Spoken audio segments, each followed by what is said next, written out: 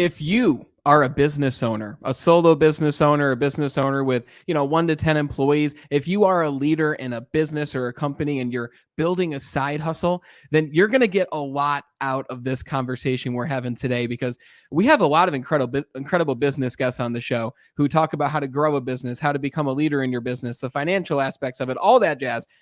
But I know a lot of you are commenting and you're saying, Brandon, this is all really great advice, but I'm at the beginning stages. Or, Brandon, I don't want to build this giant company. I want to build a small team, maybe be able to have freedom of lifestyle, freedom of time, and do what I want to do when I want to do it. And if that is you, then this episode is going to be the one for you, because we're talking to someone very special today. Very special to me personally, because today we're talking to the first business coach that I ever hired for help. And let me tell you, I met this individual, Ramon Ray, a year and a half ago at the National Speaker Association in Connecticut. Brand new to the speaking world, barely brand new to the business world, just wrote my book. And I saw Ramon present, and his energy was spectacular. I related to him on a different level than I've related to other speakers and guests who we've had come to the chapter. And I signed up for a few sessions with him. And those sessions that I signed up with Ramon were absolutely life-changing, and not just business changing, but life-changing. This show is here as a result. My YouTube channel is there as a result. All the content I post is there as a result. And if you want to know the secrets of content as a solopreneur, the secrets of building a small team, how to make more time as a small business owner, this conversation is going to be for you. So without further ado, let's talk to our friend, Ramon Ray. What's up, Brandon? It's good to be here, man. You're causing me to blush brown. So good to be here. And I can't, you've gone so far. I can't wait to sit and learn from you how you're doing it. Because it's like, I feel like the chef maybe who showed a few things, and you come back a year later and they're like, oh yeah, chef, let me now show you what I'm doing. So I say that in honor of you. Kudos to you, my brother. And I'm glad to be here and serve your community. So thanks for having me. I appreciate that, my friend. I got to tell you, it's cool how we've come full circle here, because you are a content phenomenon. And I know you MC for so many different events, both in person and virtual, and in person's really coming back in storm right now. And you are an inspiration to small business owners. And I say that because if you're not already following Ramon Ray's profiles, guys, you need to go to his LinkedIn, you need to go to his Instagram, especially his Facebook, because every day you get a story of Ramon's life. And Ramon, you paint yourself in a way where even if someone hasn't seen you for over a year, it's like they've never left your side, because you keep them engaged with your journey. But before we talk about content strategy and all that stuff, because I definitely want to dig into that, I'm curious, where did this entrepreneur that we now know as Ramon Ray, like, how did you enter into this business entrepreneurial world yourself? Yeah, it's a good question. I think a lot of it was accidental. A large part, Brendan, of my professional career was at the United Nations. And while I was there, it's a great organization, saved the world and world peace and all that. But I didn't like it. And there were some issues in the office I was at. So I think the summary of it is, we can dive in as deep as you want, you let me know, is I discovered, as it were for me, discovered the internet. I was at some big event at the Javits Center, right? And this was back bulletin board systems, modems, fax machines, whatever, 25 years ago, whatever time range that would be. So I discovered that. That was one, just a world of Prodigy, AOL, talking to people without a phone, which was new 20 something years ago, right? That's when all this stuff started, Mosaic web browser. So that was that one. And then two, I started producing an email newsletter and content. I'm jumping ahead a bit. And then I think that's when Inc. magazine and Black Enterprise, Brandon, around the same time, they were like, Ramon, can you write for us? And they said, can we pay you $1 per word? I'm like, $1 per word? That sucks. Who wants that? They're like, can you write 2,000 words of something you know? And I'm like, whoa. I told my wife, wait, stop. So that's point three. If it's helpful, like just understanding now monetization. It was new for me. Like, writing, content, advertisers. So that was step two or three or one. We're understanding that. And I think the fourth or so step in the journey was speaking. God gives us all talents and gifts, right? As far as you and I are fellow NSA members, hopefully most members can speak well. Hopefully, not all do, but most can speak well. And that's a talent or a learned skill. So that's point four. And that's how it started. I think I'll stop there, but just realizing that, yeah, because we all get being a lawyer, doctor, accountant, you're a chef, you have a store, make clothing, sell it. But the world of communication and speaking, for those who are not used to it, you don't realize, yeah, people will pay you for that.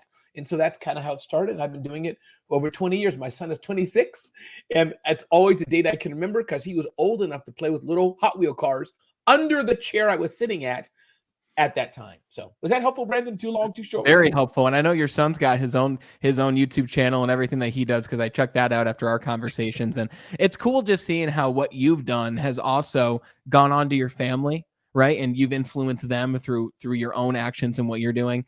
And I think it's an incredible story, just from, I mean, the United Nations to where you are now. It's such a interesting twist, right? And when I talked to you, I was working with a company as the training director, right? I remember. A lot has changed, right? And I remember having conversations with you because this was just a side hustle at the time. And I even called it that. I had to change the language before really anything else changed, right? It turned from a side hustle to now a business that actually produces income. Last year, we were 800 times growth compared to 2020, to give you an idea when you and I met. And it's incredible. But when you and I met, though, I was asking you things like, I want to be a speaker, Ramon. I want to speak on mindset. I want to speak on motivation.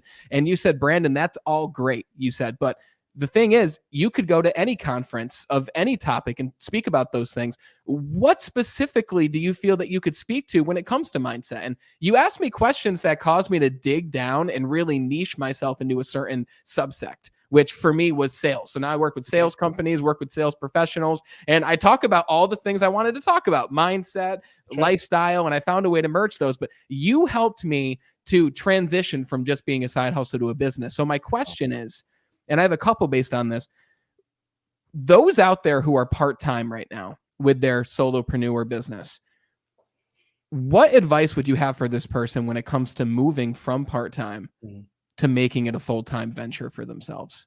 I love it. Brendan, before I answer that, can I ask you a follow-up question on what you said? Do you mind? Please. Okay, Yeah. It's your show, so you can say, Ramon, wait a minute here. Stay in the lane. But I'm just curious, Brandon, if you can share with us a bit, as I recall, because I think it's helpful, and I'm just so grateful to speaking live with someone who said that I've helped them. It really means a lot to me. You can't get a bigger compliment than that. And there's been many people in my life who've helped me, right? We all lean on each other. We all have a starting point. But as I recall, you were so passionate about something, and I kept pushing against it. It's kind of like the person who says, I want to speak about red cups.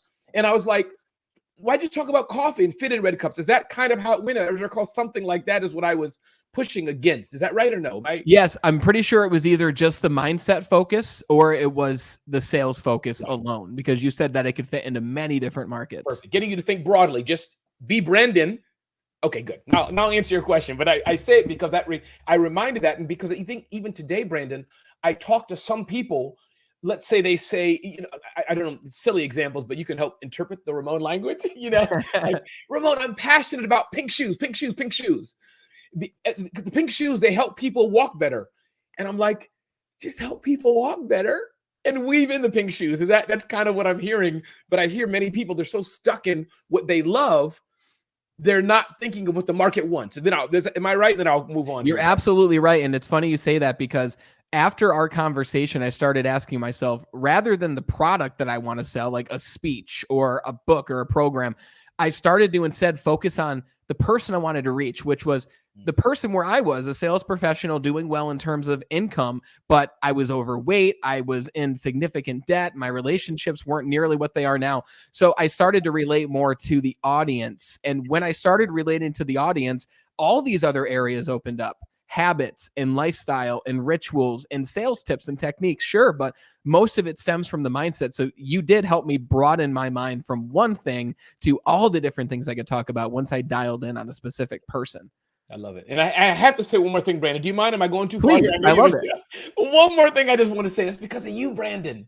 I must say, people like us, right? We're in the midst of a lot of great speakers or who have the label, whatever. But I think, Brandon, you, so since you don't think I'm doing a blowing the smoke, we are special people. God's given us the gift to communicate, smile, and engage. So that's, I think, what I saw in you, that, man, if this dude just says, I'm teasing, he's like, why? You're Brandon. You can touch on whatever you want, marriage, being happy, petting your dog, because you're Brandon. And then you can say, anyway, we can move on, Brandon, but thank you for allowing me to jive with you like that, because hopefully it's helpful for others. Because if you're magnetic and you engage people and you're smart, because I follow your channel and your stuff too, what you're selling is like secondary in a good way. It's a positive thing. Am I right?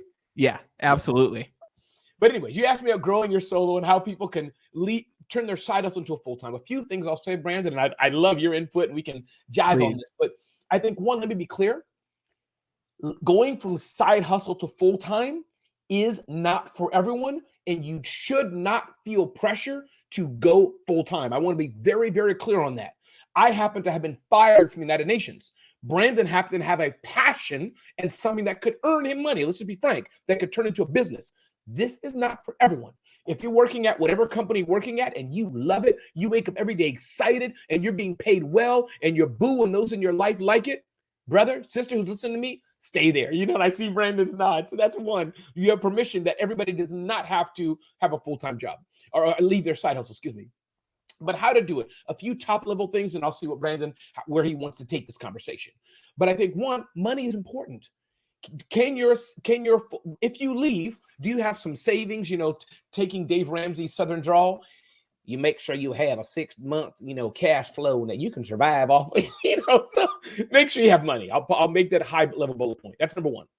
Number two, have you had some flow? Have you made some money? Not talking about the savings now. Point two, some money for what you're doing. When Brandon left his, full time, don't just jump. Did anybody pay you yet for your, ice cream that has donuts in it? If nobody paid you, wait. That does sound pretty good though, Brandon. Yeah. Maybe not. I don't know. We'll see. But so that's number two. Have you proven at least, okay, yeah, let's say you want to earn 200,000. Let's say your family household income's that. Have you earned at least 10,000 a year on it? It can be small, but you have some proof? I think that's two. And then three, have you learned everything you can, right? Brandon was going to NSA meetings. He was the mindset of a business owner before he was one. So I think I'll pause there because there's so many things, but do you have some money saved up? Because it's going to take long. Two, have you proven what you're trying to do before you turn side hustle into full-time? Three, I forgot what three was, but I know Brandon can handle it. Sometimes my brain goes faster. Learn all that you can was number three. And you're absolutely right. Learn all you can. Yes. You're absolutely right. And, when it comes to the person who has that great job and they have also the business on the side, for those people who are entrepreneurs and kind of taking it in a slightly different direction here, do you still believe that the solopreneur mindset applies to those who are entrepreneurs inside of companies? And I'll ask in this way, do you believe that it's advantageous for entrepreneurs and those with great jobs who are listening right now to still be creating content, to maybe even still build a small team or a person or administrative assistant under them? Do you believe that that applies to entrepreneurs? Sure. Let me answer two different ways because I heard two different questions in that. Okay. So I think one, everybody should have the entrepreneurial mindset, which we call entrepreneurs in business. I think that you owe it to your company. That's an asset. You got to have a little risk, be a little risky. You got to be able to try. You got to be creative. You got to figure it out. Marie Forleo, right? Everything is figure outable. So I think you owe it to it. Now, Brandon, and I love your opinion. Feel free to push back. Let's riff on this. Should everybody create content, etc.? I think you should, especially if you're allowed, as you did, right? Your journey. Yes. But I must say, I'm going to call out my friend, Alan. Alan, if you're listening to this, Alan, I hope you don't mind. I'm not going to say your last name. I'm not going to say where you live. Don't freak out here, Alan. But Alan, she loves her job, loves what she does. She does something, I'll put it this way, in the medical industry. She's not going to create content, Brandon. She's doing what she does. She's well paid. She's chilling. So if you feel what I mean, so I wouldn't say everybody have to create content unless you want to. You're like me and Brandon, where you're hungry to kind of showcase and share, and you're allowed to. Yes, do it, because Brandon, you never know. If you get fired, if you want to move on, now people are like, wait a minute, Brandon, that's right. Brandon IG, as it were, that's right, I follow you. Come on and let me interview you, especially if it's in this similar industry. So is that helpful or confusing? No, it's absolutely very helpful. And I like hearing that, but you listen to people though. Like, you listen to Gary Vee. We'll just use a name who lives in a city very close to yours, right? And he talks about everyone should create content, right? But I like what you say. Like, if you have a place that you love what you're doing, it's not necessarily for everyone. Everyone should gauge whether that's the best thing for them based on what they're doing, right? And Brandon, I mean, yeah. This is a live show. I didn't know that. I'm seeing contents come in, thousands of contents. I got to do my hair better, man. I'm like, oh, you didn't tell me. Did you actually not know it was live? No, I kind of knew, but I forgot it was live. I love it. I love it. Well, we just do have a comment that Yeah. came in. Thank you for providing a forum that really helps not feel pressured to go full time with my new business because I was feeling the weight of not moving fast enough. Wow. You are so, Gregory, you're so welcome. I was on a thing with Seth Godin, as you may know, Brendan, a few days ago or so, 2 days and similar. That's his whole mantra. Feel pressure in some way, jump, you have to do it. On the other hand, ride your lane. Brandon put a stick in the ground. You could feel his passion saying, I want to do this. I want to build YouTube. That may not be for you. You may just want to do TikTok videos and watch Netflix and eat Doritos. Go for it. Have Coke while you're at it, not Pepsi. I love it. Not sponsored, by the way. I love it. Just purely opinion. Very cool. Until Brandon's sponsored. But Brandon, why is that clip I said about Coke and Pepsi? Why is there a white like shh while I'm talking? And then I logo flashes across the screen. That's amazing. I'm curious to know where you're headed, Ramon. Because you're doing a lot. You MC at many events, you speak at many events, you are constantly working with different corporations and individuals and going to NSA chapters. Your journey as a solopreneur yourself, do you see your business growing more in terms of more people? Do you like where it's at right now? I guess, where are you headed and why are you headed in that direction? Since you asked and got all into my business, I'm going to tell you how I make my money, what I do, Brandon, and all the people watching. Seriously, this is no joke. I'd love your help in the weeks and as people watch this. I'm going to tell you what I do for a living. I'm going to tell you where I want to go. But Brandon, I'm stuck. So I don't know exactly how to get there. I'm blessed with some of the opportunities. So since you asked, I will tell you. Thank you. So you're welcome. And I do want to define also about the aspect of solo. We're talking about how to grow your solo business. I just want to be clear. Here's what it's not.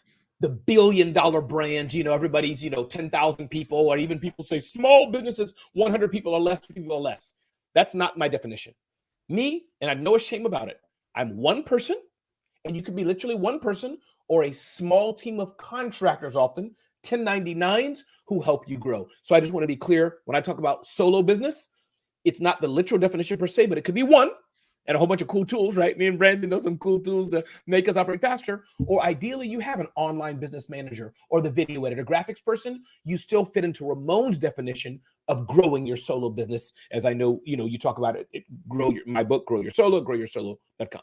So here's where Ramon is today, Brandon. I work with very, very large billion-dollar brands. Clearly not all of them, or I'd be a billionaire, but I billion-dollar brands. And I help them better connect and reach small business owners. This is what they're buying: the credibility of Ramon Ray and Smart Hustle, my company. So we do two things. So I do three things. One is I'm a paid speaker. As you know, I'm paid to go on stages and inspire and motivate people. Usually it's small businesses in the marketing stack. That's one.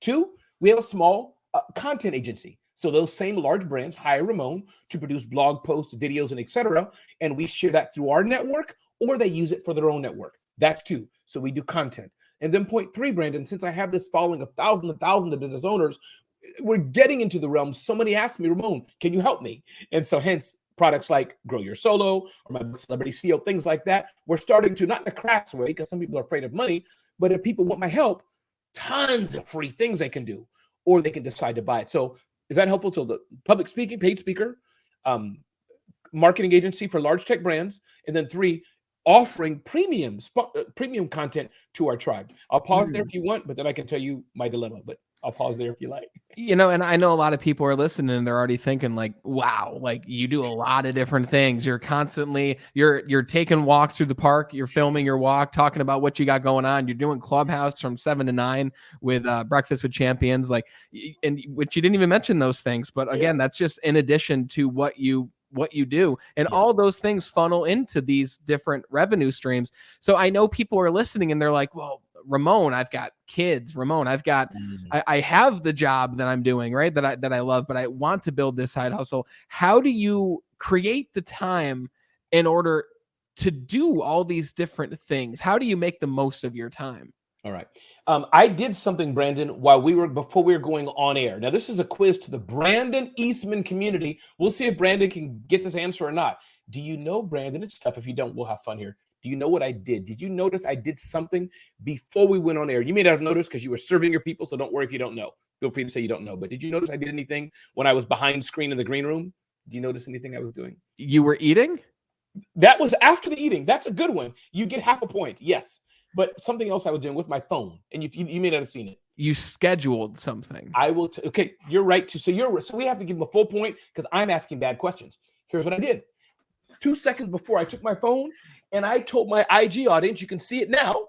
Okay, now you realize, right? I was like, I'm going live with Brandon Eastman. So what I'm trying to get through this content game, and I'm sure Brandon's talked about a lot of disciplines, right? You can talk about sales, you can talk about marketing, all kinds of things you can talk about. Those are all important. But the content game that I do and Brandon does, I fill it into my world, man. So the 10 seconds I had before we went live, I did an IG story to my community. So we're all busy. And I think, let me also give people like Gregory Youngblood, who's here with us. Thank you, Gregory, for being in the audience, and so many others I'm sure are going to be watching this live and after. But here's the key thing, to give you a little bit of, so you can breathe deep. Me, and I think you, Brandon, I am the asset. I am a content machine because that's my job. That's one. Two, those of you who have full-time jobs and decide, you do you, or let me say it like, I don't know, Kardashian or Cardi B or something. You do you, B. I don't know if they would say that, but some girl from around the way. You do you, B. So that's two. You can't be me. You can't be Brandon. But then three, I must say, as I was kind of arguing and helping somebody else with their small business. They're a relative of mine. So if you're watching this, you know who you are. She was saying, Ramon, I don't want to do all this content you do. I don't want to do it. Great. Don't do it. Don't do it. Buy Facebook ads. That's one. Two. And shout out in a good way. I'm not mocking you guys, Jehovah's Witnesses.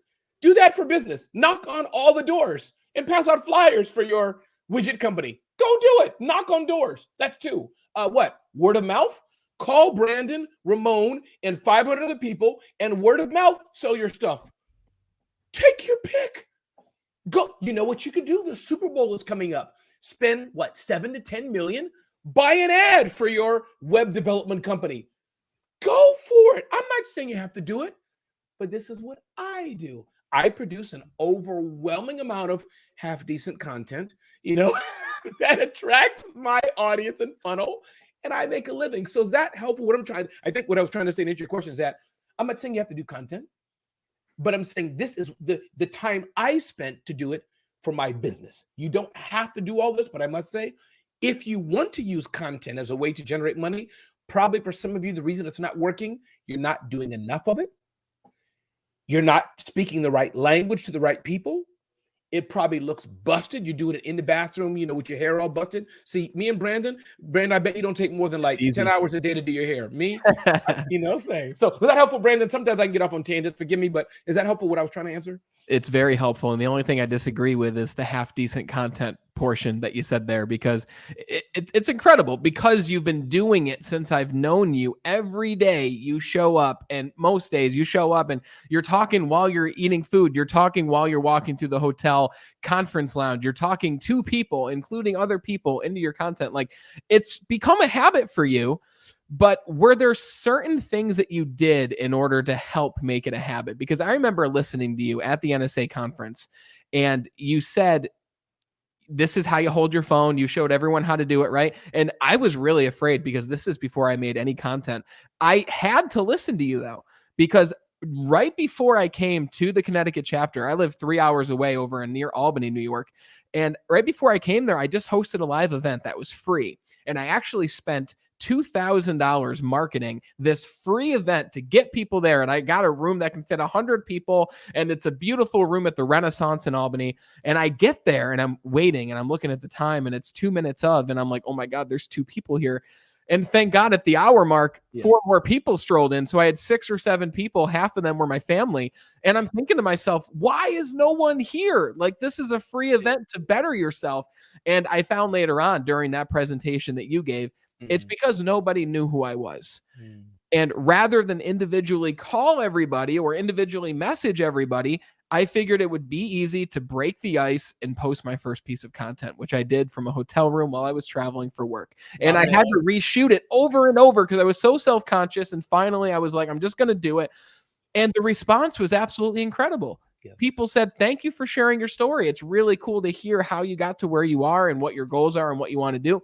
And I got the hit of dopamine from that. And I'm like, ooh, I really like doing this. So I did more and it evolved into what it is now. But when you started, how did you get yourself in the groove of even remembering to pull your phone out before the show and making a video? Do you have any content strategy tips? Sure. Talking to the person who has a trouble knowing even what to say. We'll do that. It's a common question I'm asked. I would just say, keep your mind open for ideas. My friend, clearly not a good friend, but I'm just teasing here. My friend Marcus Sheridan, yes, Marcus Sheridan, his book, They Ask, You Answer, right? Some people may know Marcus Sheridan. It talks about answer all the questions your customers or future customers have. So that's one.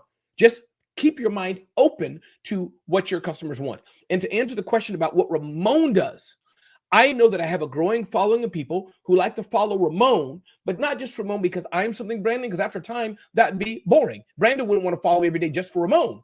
But if I can always keep in mind, let me teach Brandon something, at least me, meaning if I was a paparazzi, like my daughter, she likes some hot guys or whatever, I get it. That's a whole nother type, right? That's the consumer stuff we all do. Ooh, let me see her going into her house feeding her kids. Great. That's just not for my audience, right? Brandon, I'm making fun here, but I think he'll agree with me. After a while, if Ramon's just showing, oh, which shirt should I wear? That probably Brandon would not be following Ramon long, right? Right. So he agrees, right? So but the point is that, but I can do so much content. And the second part I'm trying to make you, Brandon, is because I'm always sharing information. So people know that we're going to follow Ramon. He's with his wife, with his kid, the 10 or 20% just because we love Ramon. You know, he's funny, whatever it may be. But Ramon's always going to share value. So my point is, keep your eyes open for ideas as you're walking, as you're talking with people. How can you share and answer questions, right? I can get a question from this, blue or yellow. I'm not going to do it, but imagine Brandon has a blue sweatshirt, Ramon has a yellow sweater. There's content. What are the Pantene, I think, or something, colors of the year? Which color should you have for your audience? Should it be blue? Should it be yellow? Which one? There's a 2-minute video for some web developer. You see what I'm doing? You have to keep your mind open. I'm looking at the better behind Brandon's head. There we go. Visual. You see where I'm going. So that's a gift God's given me.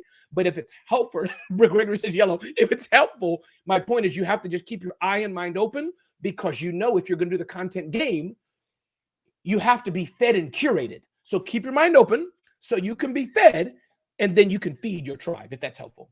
It is very helpful. And it's one of those things where you just begin and you get better as you continue to do it. Like I remember the first podcast episode I did, it was last year in March, and it was just me. I didn't have a guest or anything. I had a curtain behind me, and I was like really close to the mic, and I was like really weird about it, breathing into it strangely. And I look back on it, I'm happy it's still there, that I can reference it, because now, my wife hooked me up with the background, and we got the microphone, and we've got incredible people who join us, and it's grown to what it is because people share the show. We don't have ads, sponsors, anything like that.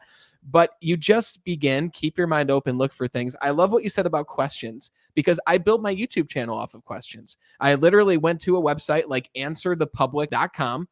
I typed in my keyword, mindset, goal setting, sales, and it literally shows you a pinwheel, who, what, where, when, how, why, of different questions you can ask, the amount that people are searching for that question. That way, when you're creating the content, you have natural, organic people and traffic coming in to watch it because they're searching that question specifically. And you just happen to be the person, the expert in their eyes, who created a piece of content around that specific thing. Yeah, that is so true, Brandon. You couldn't have said it better. You're so rude. It's content. Again, you can do Facebook ads, do word of mouth, knock on doors. But as Brandon and I are trying to say, that content, I think it's a powerful way. And it's not free. Some people say it's free. It does take time, but for me, it works, Brandon. And for many of us creators, and let me also, Brandon, tell me if you agree why we're doing this. We're creating awareness for what we do. The awareness causes people to want to follow us in some way. I'm speaking very broad here, in some way here, at whatever platform you want. And hopefully out of the 100 people, 1 or 2 person will want to buy something from us or refer us. There's no hidden secret in that. This is the game that we're doing, game in a good way. So you can knock on 100 doors and get 1 person to say yes. You can do what, Brandon? Generate 10,000 Facebook ads and get 100 people to click, 10 people to get in the call, 1 person to buy. The game's the same. It absolutely is. I have a question I want to ask that's similar to what Gregory asked here in the chat, and I'm going to take it and turn it a little bit. But I love what you just said, and I want to touch on it because I am doing what I'm doing because, and I'm not just saying this to blow smoke. Like, I don't say this to all my guests, like, oh, you inspire me to do this. Like, it's the truth. When I saw you that day, I actually started to take action. And this most likely wouldn't be this, or it'd be a different version of this, or who knows, if I hadn't been there that day. But the point I'm making is you didn't know that all this stuff was happening because you're living your life, you're doing your thing, inspiring more people. You don't know the impact that you make. And that piece of content or that information that you share or that quick little video tip, or you don't even have to do a video. It can literally be a written post on LinkedIn, which has huge reach right now, or Facebook. It's reaching and making a difference for people that you haven't even met, that you don't even know. Or if you do know them, it's helping them in ways that they'll never even tell you. Some will, but most will never tell you the way that what you did helped them. It's this trickle effect, this beautiful effect of, like what you said, the internet and our ability to share these ideas and become a thought leader. And even if you don't want to be a thought leader, become a helper, become a servant to other people and give. You know, we all hear the go-giver. You give and you always receive, but not when you expect something in return. So the impact that we make is global in an intentional way, but reaching people in unintentional ways that we never could have expected. Brandon, your comments today have uplifted me in ways you can't imagine, Brandon. You can't imagine. As I turn almost 50, I was writing this in an email today. I want to impact lives. And I'll tell you one thing I suffer with, Brandon. I suffer with a lot of self-doubt. I personally don't like the word imposter syndrome because it sounds so academic. But I just say, Brandon, I am so glad that I met you. And I'm more grateful for you sharing today because you've encouraged me. Not an egotistical blow smoke way. And I keep saying that because it's important. Some people do that. And I know you're not. Or vice versa. But the point is, Brandon, you've encouraged me today. You've encouraged me because I know you know what it's like and you're on the journey to it, to be on stage, talking over and over again, speaking to your phone. Yeah, we do have a business to run, but I don't just do it for business. I enjoy helping people. Yeah. And when you shared today, Brandon, I think I'm getting more out of this than you're getting out of it because you encourage me so much. I'll be on stage. There's a 10,000 person event I'll be at in DC on Monday. And you've given me a boost knowing, sure, I'm getting paid to do it. Yes. Is what I do for a living.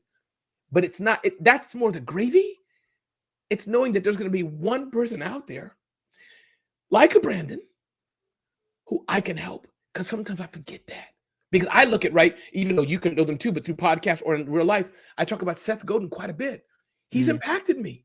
He has it. His style, his persona, how he shared it. That's my dude, if you know what I mean. We're not golfing buddies, but I jive with his over the years. And I'm honored you didn't say it. But if I can be that to you or others, this is what and Brandon, you are. And as you grow, some dude, some gal, 5 years, 10 years, 20 years, 6 months from now is going to say that to you, Brandon. And this what makes the world a better place, brother, is this. This is real. I love that. Just well said. Well said. You never know the impact that you're making. And you get caught up in the day to day. You know, you get caught up and you look at the end of the day and you were busy, but you feel like you didn't accomplish much. But just that one conversation that you had could have made all the difference in somebody's life, whether it was a piece of content or an actual face-to-face conversation. That's right. Well said. I love it. I want to respect your time, and I want to ask one more question of you before we talk about Grow Your Solo and where they can find it. Man, I gotta blow my nose now. Go ahead. Being a solopreneur, yes, especially with all these different, revenue streams, at least maybe after a year or two into it, these different revenue streams, and focus is so important. And Greg specifically asked the question, should I focus on B2B or B2C, or can both be achieved? How do you stay on track, especially where you are in the game, where a lot of people are saying, including me asking to be on the show, right? I'm sure you had to think, is this going to be the best use of time? Sure, all these things. Yep. How do you decide what you're going to place your focus and your time on? Because one of the biggest things I've noticed with new entrepreneurs and new life coaches who are where I was when I started in 2019 is they're focused on all of these different things that must be done. How do you decide where you're going to place your focus? Yeah. It is a struggle for me, I must say. I wish I could say I'm the queen or king of focus, but I'm not. But I'll show one other book that's helpful for me. This is Jim Collins' book, Turning the Flywheel. And the principle of the book is just, what are the key things, the simple things, Brandon? Because if you can't get simple in business, you probably don't know what you're talking about. What are the simple things that makes your business work? What are they? The simple things. And I have that dialed in with Smart Hustle. We create content. which attracts a fan base and community. From that fan base and community, we're able to serve them with our events and content and things like this. And parallel to that, large technology brands say, hey, we want to work with Ramon. That's it. That's our flywheel. So my point being is I'll tell you two things, Brandon. I'll use this as an example. Two things that help. One, I have some relationship with Brandon, and there's bad and good relationships. And I like him and he likes me. So that's an easy yes. Whether it's today or tomorrow, next week, that's a yes. Brandon says Ramon, it's a yes. And I do mean that. As I have relations, I'm sure you do. Now, there's some people may say, Ramon, can you do it? Well, I'm going to look what's their following count. Who are they? Blah, blah, blah. I don't know them. Or let's do it next year. So I think one, do you know the person? And then I think two, since my mission is content creation, Brandon, dude, I'm getting out of this too. I'm in front of your audience. I have more content that I'm going to share with my team will share it. So if that's helpful, but talking to the general question, Gregor and others who are here listening about focus, you have to really know what you're doing that turns the dial. That's really important. So for example, I don't do a lot of one-to-one coaching. Ramon, can I meet with you for X? Now, a coach might, let's say they know I'm just being a little crashy, but they have some money, whatever. Coach might meet one-to-one for 15 minutes, maybe turn it into a sales, an engagement, right? No, that's no shame in that. That's the business, right? I probably wouldn't, unless you're my friend, since I don't do coaching. I wouldn't say yes to one-to-one from many people because it doesn't fit into how I want to serve. Now, would I say yes to Brandon, who's doing a 10,000 person event? Why? Because that's what you feel me? So is that helpful what I'm trying to say of what to say no to so you can say yes to everything? 100,000% yes. I love how you said know what actually, and you said something different, but it's the same thing. Know what moves the needle with what you're doing. But also you have to know what you like doing. Yes. Like I didn't know at the beginning. So I did one-to-one, I did group coaching. I spoke on a couple stages, which is my favorite thing to do. Good. But I found that my favorite things are I love to speak at events, virtual or in person, and I love doing group stuff. I love doing these sessions of 10 to 15 people or even more, but obviously more personalized with less. One-to-one is great, and I do one-to-one, but I focus on what I enjoy doing that also brings the most value to people, that also is able to provide income for myself, because otherwise it's a hobby if you're not actually earning income from it, which is okay if That's you right. want it to just be that, right? But so what I got out of that was, what do you like doing, right? Do you like the other person who's asking you to do this engagement? Does it fit into what you do? And if it does, then you'll make time, whether it's today or next week or a month. What I found through even just my very, very short time in business is 99% of things are not urgent. That's right. They can be in the future, right? And when we booked this, it was 2 months away. And I was like, oh, I want to talk to him now. But I'm like, I know he's busy, and I'm glad he made the time to be here, because the time is going to go by, right? So it comes down to, what are you going to do in this moment so that you can look back 3 months from now knowing that you actually move the needle for what you're doing in your. And you know, Brandon, that's a great point, that most things are urgent. So I hope everybody listens to that, because that will help you do everything. Meaning, if it's yes or no, that you got to decide. Hey, Ramon, can you come and go to a vomit eating contest with me? That was dumb. Forgive me, but something like that. That's a hard no. Not going to happen. So if you even want to say yes, then I think that's a great point. I didn't do this to you per se. My schedule is busy. It's just then you can say, sure, I can do it. But you know what? Can't speak this year. Can you schedule me for your 2024 event or whatever it may be? Then you can say yes to kind of anything because you're scheduling it out. So you're right. And I must say, on the scheduling, Brandon, I learned that from my executive assistant, Jamie Freyer, calendar spacing and things. So I really try my best. Fridays, limited calendar. Mondays, team meeting. And now I have a daily show. So my point is, I do that pretty well, which I must say compresses things. Ramon, can you do a podcast with us? The answer is probably going to be yes, but it may have to be in March or April or May or whatever it is. So I think that's a good tip for all, because, right? If it's clients, if a Brandon said, Ramon, I got a 20K engagement. Can we talk? Hello, Brandon? Exactly. Right? Whoa, kids, sorry, daddy's going to have to skip your birthday for a minute. And I know you do it too. You get what I mean, having fun here. But, 100%. Hey, Brandon, can you read my book? Sure, Ramon. Yeah, okay, send it by slow mail. We'll get to it. So that's correct. I think what you said too, just, we didn't even really touch on it, but it sounds obvious, but it makes a huge difference once you start doing it, which is living by your calendar and being very intentional with your calendar so you can look at what's happening that day and be like, okay, I'm going to envision this before it happens, see the outcome that I want, like all those different things. But knowing what's going on and at least planning out the week before it happens, right? And knowing what's going to happen each day. But we could talk about that forever. I want to talk about Grow Your Solo because guys, in the description, growyoursolo.com, go check it out because there's two things you're going to see. You're going to see Ramon's, your Solo Biz digital book, which literally goes into, it's a workbook entirely, which goes into everything that we're talking about right now in deep depth. It's literally like $7 to pick this up, or you can grab his free 16 tips, which is going to continue this conversation that we've had here. So my question for you, Ramon, is why now did you write a book on growing your solo business? What was your motivation for it? Probably because people like Brandon. I was tired of answering the question, Ramon, how do you grow a solo business? I kid you not. I'm asked it all the time because I make no bones about it. I am not the guy going to teach you, because I haven't done it, to build a multi-million dollar, 10, 20, $30 million business. Not me.